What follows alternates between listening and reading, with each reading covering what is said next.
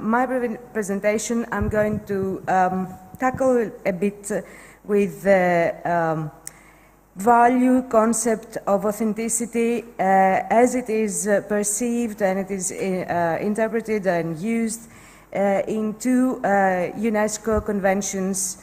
But let's start with our... Come on. Oh, okay. So, the theme of this conference is ruins, and ruins are often considered to be as the authentic vestiges of the past that can unequivocally testify to historical facts and truth. The perception of heritage, therefore, has been strongly associated with a tangible, authentic object, whether this is a site, a monument, or an artifact. Even in case of oral traditions, which is my specialty, and cultural practices or rituals, people seem to appreciate more those that can be associated with an authentic text or an authentic form. But change lies in the core of all social practices. Is living heritage compatible with the quest for authenticity that seems to be the focal point of contemporary appreciation of heritage? Authenticity is a much challenged and challenging notion that, especially in the context of heritage studies, has been discussed at some length, although one can arguably assert that there is no extensive treatment of its many reverberations. So, before plunging into the main subject and elaborating on this, I wish, let me show you, give you a glimpse of a modern social practice, very rich in symbolism, which takes place very near here, inside the archaeological site of LFCs, every year on the 20th of November during the festivity honoring Virgin Mary. Here you can see people on procession going to the Church of Virgin Mary on top of the hill inside the archaeological site, going through the ruins, and then they lay the offerings, the prosphora, on the earth, on the ruins. And when everything is said and done, people are ready to share the offerings, and the offerings, very interestingly, are made of bread, of wheat bread, the sacred harvest of Demeter, the old goddess of the place. So, before this is a very interesting ritual, very interesting practice. One has to be very talented to describe it and make it known. I'm not sure we have here the capacity, but we should try to do it. But if one can tackle with this continuity and change in the same place, in the same ruins, in different rituals and different perceptions of religion and popular perception of religion, I believe that there can be lots of things that can illuminate our understanding of the past and change and continuity in past and present. But before delving into the elusive, let's begin with the tangible and the normative.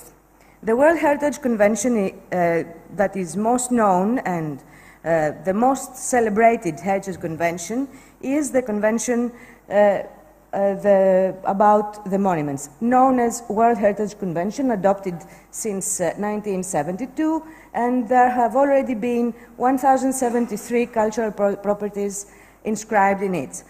There are already too many, and the tentative lists, the lists that every state prepares, updates, and submits to UNESCO in a given period of time, are even longer. They contain lot more cultural properties. There's a very high prestige in this list. There are, I think, almost 20 cultural properties inscribed in this list from Greece, and the latest inscription is the site of Philippi last year in 2016. It's a very interesting addition to the list of monuments that Greece has selected and inscribed in this It is a Hellenistic and Roman site. it is important per se compared to the rest of the properties that are prehistoric, classic Greek, coming from classic Greek antiquity or from Byzantine antiquity. Anyway, as you can see there, you can see that most of the properties are concentrated in Europe, or most of the inscriptions come from places that share Western, let's say, European cultural values. And this is the first thing that makes this list not exactly universal, not exactly representative of the human heritage. The reason is that the criteria for inscription in this list actually favor Northwestern heritage. The World Heritage list is based on the definition of the outstanding universal value, and in defining cultural heritage, the World Heritage Convention notes that monuments and groups of buildings should have this outstanding universal value from the point of view of history, art, or science, while the sites or landscapes are also seen from anthropological or ethnological points of view. But this was not always so. It took a very long time to incorporate this ethnological or anthropological point of view towards heritage, and this gradual insertion of those views happened after very long debates.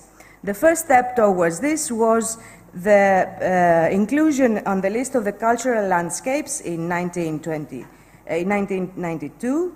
And as cultural landscapes, we mean landscapes that represent the combined works of nature and man. But even with this inclusion, with which we have the first definite reference to social practices and meaning of cultural expressions, we do not have the means to deal with cultural manifestations such as dance, music, etc., that they cannot gain some prominence, but not even visibility in this system of promoting heritage. Before dealing with that kind of cultural expressions, the major drawback in creating a really universal and representative list of monuments and sites, as we have already said, lay in the criteria for assessing the outstanding universal value, and more precisely, the authenticity criterion. The proposed monuments for inscription should satisfy the test of authenticity in design, material, workmanship, and setting, and in the case of cultural landscapes later, their distinctive characters and components should correspond to some historical and feeling, let's say, of real interaction of humans and nature. The most known failure to meet the four tenets of authenticity as they were stated until 1994 are the conservation practices prevalent in certain Asian cultures. The emblematic Ise Shrine in Japan is the most publicized such case.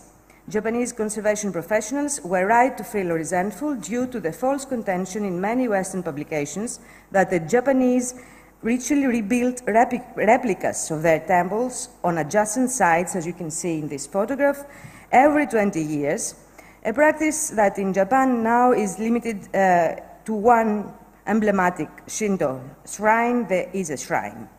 Their approach to the Asian or non-Western, at least, approaches to conservation were misunderstood because they failed to meet the authenticity criterion on just one of these four tenets, that of original material. In 1994, the Nara document on authenticity was produced after a long debate of experts dealing with the implementation of the World Heritage Convention. The major breakthrough was that it rendered authenticity as a culture-specific value. The Nara document presented the idea that the authenticity of heritage should be determined within the cultural context to which the heritage belongs.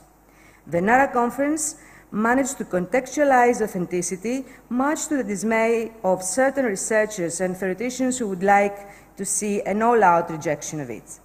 The new approach that was legitimized in the conference is that authenticity evaluations can be understood as reflective of the values of those doing the choosing, of the conservators. In other words, authenticity does not constitute heritage value per se. The Nara document, at a more profound level, also created the conceptual conditions to legitimize Japanese and many other culturally embedded conservation practices, recognizing that all judgments about values attributed to social properties as well as the credibility of related information sources may differ from culture to culture and even within the same culture. It is thus not possible to base judgments of values and authenticity within fixed criteria. On the contrary, the respect due to all cultures requires that heritage properties must be considered and judged within the cultural context to which they belong. The gain was of great significance, and if there is one lesson to be drawn from this, is that this document and the conference changed the rules by following the rules. As an old maxim goes, one must know the rules well before changing them. The Nara document contextualized a value inside the value system it belonged, the value system of UNESCO Heritage Conventions. Nevertheless, the document was finally incorporated into UNESCO World Heritage Convention's operational guidelines whole 10 years later, in 2005. As one of the authors of the document put it, the Nara document also marked the final stage of the move from belief in universal international absolutes towards acceptance of conservation judgments as necessarily relative and contextual. Both of these perceived gains have been recognized primarily in hindsight, however. Meanwhile, in 2003, the Convention for Safeguarding Intangible Cultural Heritage was adopted at the 32nd session of UNESCO General Conference. Since then, it has helped to bring about a significant increase in the international debate about not only the nature and value of intangible heritage, but also the meaning and character of heritage more generally. While it's a relatively new convention, ratification on behalf of states has gathered unprecedented momentum. Within the first 3 years, it has been ratified by more than 160 UNESCO member states.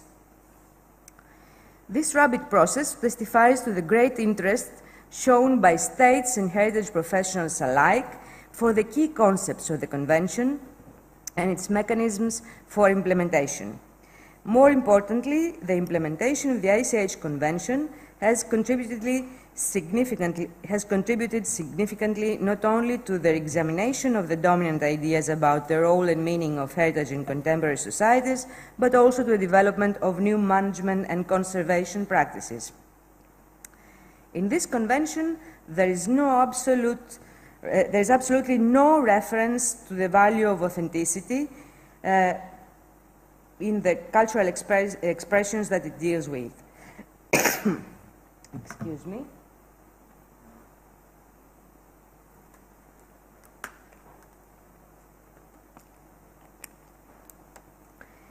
The operational directives and the Intergovernmental Committee have repeatedly stressed that the notion of authenticity is not compatible with ICH, since therein lies the danger of freezing a living heritage. So, you can see very quick what is meant by intangible cultural heritage and why there is a danger of freezing, of decontextualizing, of musealizing living heritage as it is described and defined by the Convention. When you see what is intangible cultural heritage by the Convention, you can see it refers to practices, expressions, knowledge, skills, also instruments, objects, and artifacts, and cultural spaces associated with them, and this is the heart of the Convention. All of them communities, groups, and in some cases individuals recognized as part of their cultural heritage. So ICH is an all-encompassing concept, and it can be applied both to tangible and intangible culture alike. For those of you that you are not very familiar with this field of knowledge and expertise, the domains that it is expressed might give you a better idea what we're talking about. The key concept in the ICH Convention is community participation. It is probably the UNESCO Heritage Convention that relies most heavily on the engagement of communities. A cultural expression that falls in the domain of ICH Convention cannot be recognized as such if there are no living communities, groups, or in some cases individuals that create, maintain, and transmit such heritage. All measures of safeguarding start and end within the community of bearers of ICH. The researchers, the experts, the academics, and the state administration should be facilitators, and they should be called upon when they are truly needed. Identifying and documenting ICH is primarily an act that starts with the communities of bearers. The ICH inventories should transmit the bearers' discourse on the element of their heritage, and safeguarding measures should reflect the communities and groups' own concerns and perspectives on the viability of their elements. Nevertheless, in a time-honored tradition in UNESCO, the Convention does not provide any definition at all of the communities of bearers of ICH. Although there is a clear indication that the term should be understood in the broadest possible sense, since the standard formula repeated everywhere referring to it is communities, groups, or individuals. It is a very broad thing. But the most difficult issue with this convention is the absence of a reliable and precise monitoring mechanism on its implementation. There are, of course, the reports on the implementation of the ICH Convention that states submit every 5 years, but this system of monitoring leaves much to be desired. A closer look to the ICH Convention reveals that the prominence of community involvement, and particularly the sense of identity conveyed to a group of people when performing an element of their ICH, could be deemed the authenticity, in lots of inverted commas, the authenticity criterion for living heritage. The Intergovernmental Committee, when inscribing elements of ICH in the lists of the Convention, have repeatedly justified their decision by referring to the elements as markers of identity for a particular community, group, or, where appropriate, individuals. Nevertheless, the committee has also repeatedly expressed their concern over the fact that in several nomination files, the submitting states, and in many cases, more often, the ICH communities, groups, and individuals have described their elements as authentic, genuine, or with similar expressions. It seems, I'm going too fast, I think, that there is a persistent claim and appeal of authenticity in the domain where it is constitutionally ruled out, and this claim and this appeal is not an accident nor ignorance on the part of the authors of the nomination files. It is rather, we think, one more metamorphosis of the value of authenticity, another shift in the meaning and perception of this value by the public and by the communities of the bearers of ICH elements. As much as heritage is a practice justified by the contemporary mentality concerning the articulation of the past and present and future, the value of authenticity is and will be appreciated not as an absolute, not as a universal category, but appreciated and nuanced accordingly. After all, as another of the people who prepared the Nara document has stated, increasingly though, authenticity inheres in processes of change, mutabilities of time and history, continuities enlivened as much by alteration as by persistence. But even as we acknowledge these new ideas, one should continue to respect the old stabilities that inspired our precursors. In the course of tracing these and other changes, we may be tempted to debunk previous criteria of authenticity, but our successors will see us as no less naive and credulous than we see those who came before us. Each generation views authenticity in a new guise, reflecting its new needs for truth, new standards of evidence, and new faiths in the uses of heritage. This was David Loventhal, a very celebrated author on matters of heritage studies. And one can only conclude that conventions are products of their time and the dominant intellectual trends, so the value of authenticity is inserted and appreciated accordingly. The conventions that we discussed before propose management plans that are of much value, and those conventions, they treat authenticity or its constitutional absence diversely. Both conventions testify to a growing acknowledgement of the importance of community involvement in heritage management. The practice of heritage preservation is innately linked with the perception of authenticity that the people engaged in it have formed. Thank you very much.